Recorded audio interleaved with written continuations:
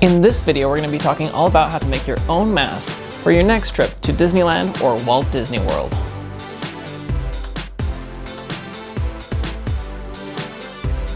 Hey there, I'm Eric D, and on this channel my hope is always to make your next Disney adventure a little bit more magical with tips and tricks, food reviews, and vlogs. So if you haven't already, consider subscribing to the channel. And if you have a Disney trip coming up in the next little while, one thing you definitely will need is a mask, because all the Disney parks are requiring guests and cast members to wear masks if they're ages 2 and up. And so in this video, I'm going to talk about how you can make this at home. It is a mask that holds it's a homemade cotton mask that holds a filter in the back. So I'm going to talk you through the steps. If I can do it, pretty much anyone can do it. And it looks pretty styling if I do say so myself. So let me talk you through the steps. First thing you'll need is some Disney material. If you watch this channel much, you know that I tend to get carried away with things. So here's the material we bought from Marvel, Toy Story, and Mickey. We got it all. One tip here, you'll want to wash all of this before you begin to cut it up. That will help reduce the fraying. If it does shrink, you don't have to worry about it shrinking later when you've already made the mask. So the mask won't shrink, it will already be pre-shrunk. Then in addition to your nice material for the front, for the backing you will want a different color of material so you'll be able to tell it's the back side. These two pieces of material will make the pocket to hold the filter. And here's the nice piece of fabric for the front. I'll share all the measurements in a minute. You'll also need some pipe cleaners to create the little wire that forms around the nose. I ordered white so when we wash them the color won't bleed through, and so it came in this ridiculously bulk size. You definitely don't need this many. And of course some 5-layer carbon filters. Also to wrap around your ears, elastic. This is 1/4 inch elastic. So for the backing material, cut that out at 7.5 inches by 5.25 inches, and you'll want 2 of those. If you're going to make a lot of these, it's a good idea to make a pattern either out of a piece of paper or maybe a piece of cardboard. For the material you're using for the front of the mask, I followed a lot of other people's instructions at first, and they said 9.5 inches by 7.5 inches. But because I found it a little bit tricky to stick in the elastic at the end, I wanted to make mine a little bit more forgiving and easier to do, so I did 11.5 inches by 7.5 inches.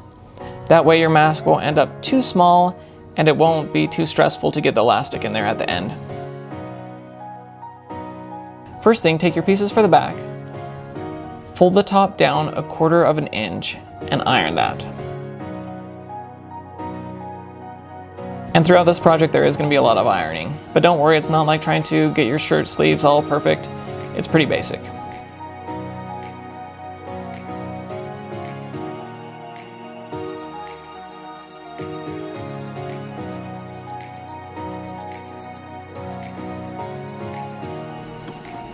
So then on these 2 pieces of material, just sew a straight line on the part you ironed down so it will stay down.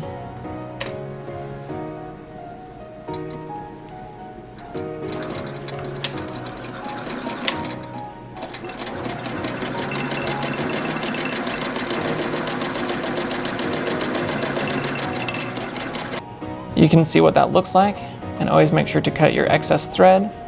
Will make it look nice and also avoid you from getting things tangled up later. Then make sure your nice piece of material for the front is ironed.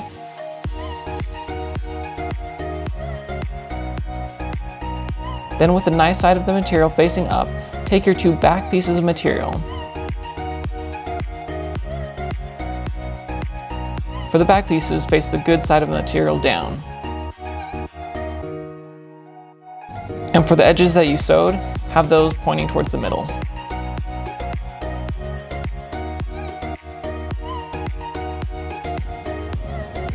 Then pin all 3 pieces of material together.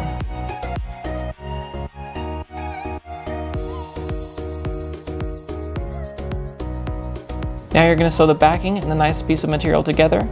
You'll want to leave a little extra material so you don't go over the edge of the material.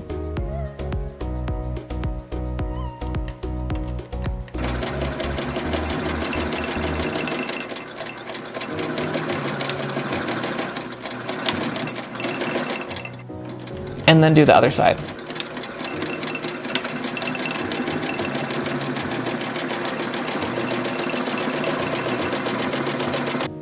After you've sewn them together, unfold your material and put the nice side of the fabric down.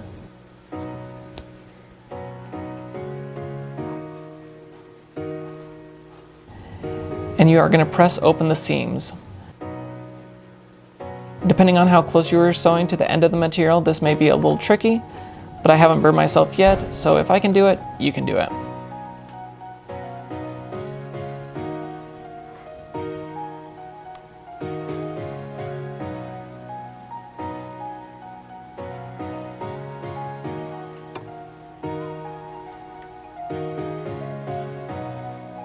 Then fold it in like so. Once again, iron those down so the creases are really nice. It helps the mask look better at the end.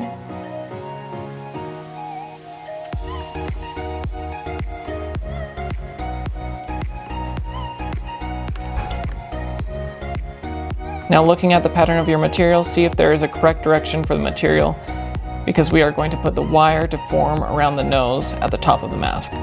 And depending on your material, you might want one side to be the top and one side to be the bottom.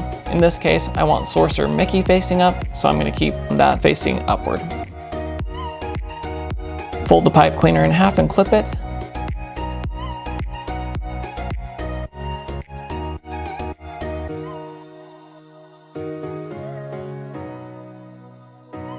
Then, so it isn't so pokey, bend the edges in too.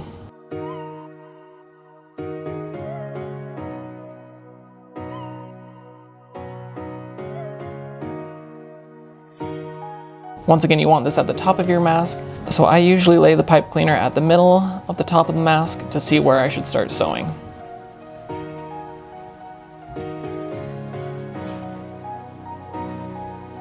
Based on the size of the pipe cleaner, for me, I'm going to start at this classic Mickey's ear. I'm going to sew down 1/4 inch.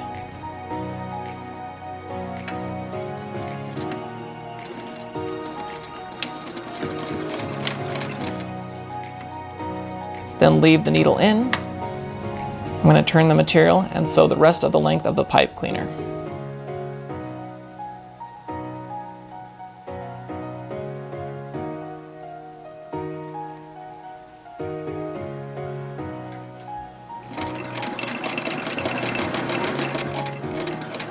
Then you can put the pipe cleaner in at the end that's still open.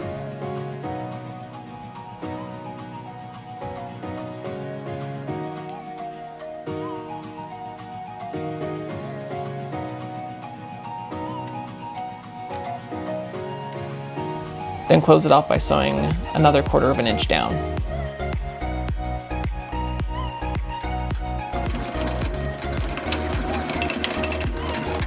Now we are going to turn this backing material into a true pocket for the filter, so sew down the sides of the backing from the top to the bottom, or bottom to the top, whatever works, on both sides.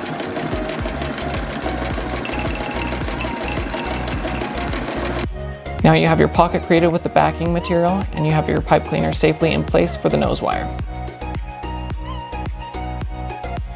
Now the next part of this may seem a little tricky. I read a bunch of different best practices and people's suggestions, but none of them really worked that great for me. So to make the pleats in the material, I just folded it down about a finger length each time and pinned each one of these 3 times.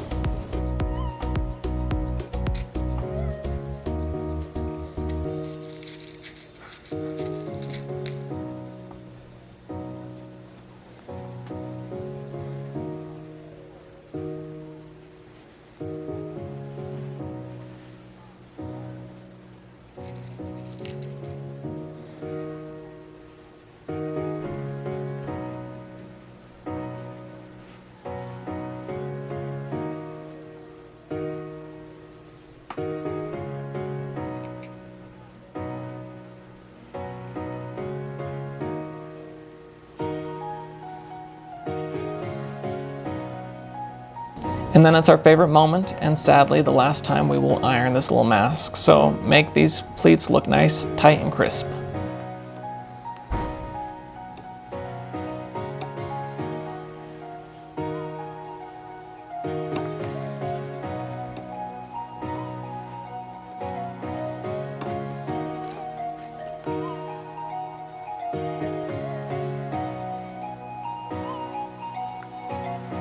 Now to keep these pleats close together, we're going to sew them together. Where we sew, we're going to try and keep close to where we originally had to attach that pocket material. Do that to both sides. You can see how it's really coming together.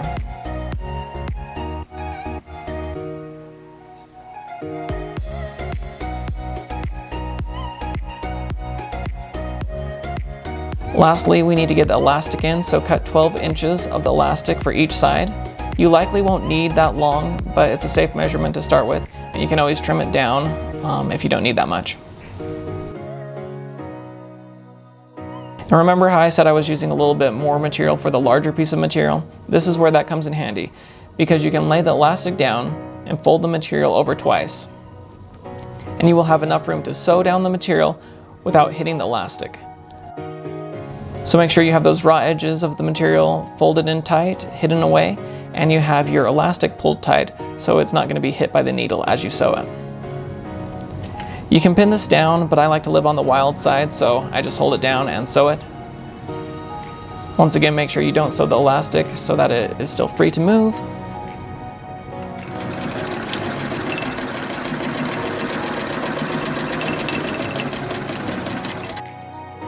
Then tie the elastic into a knot. I don't sew it, I just tie it into a knot. That way, if I need to resize it, it's pretty easy to do that. Depending on who the mask is for, you might want to make it smaller than this, or you might want to leave it where it's at.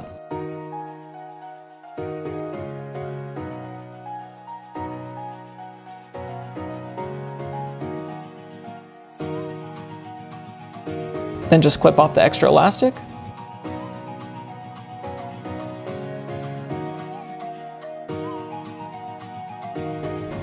And you can even hide the knot by pulling it into the material.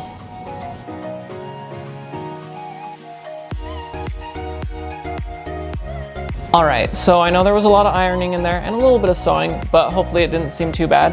As I mentioned, you can stick in the very back here. There is a pocket where I have a filter where I can stick the filter in, and it's good to go. And just to show, I know when you make the pleats, there is that concern like, oh no, the material's not showing as much and people won't see the adorable pattern. Have no fear, because when you actually put it on, so the nose wire is at the top here. I'm going to stick this on here, stick this on here, nose wire bending.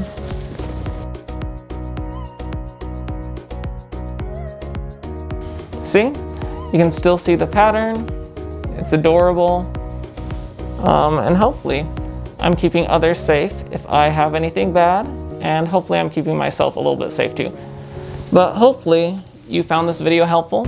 If you did, please give a like. As always, consider subscribing to the channel, and I would love in the comments below any tips and tricks if you try making the mask, what you think of it, how your experience goes. Thank you so much for watching, and we'll see y'all again real soon. Bye.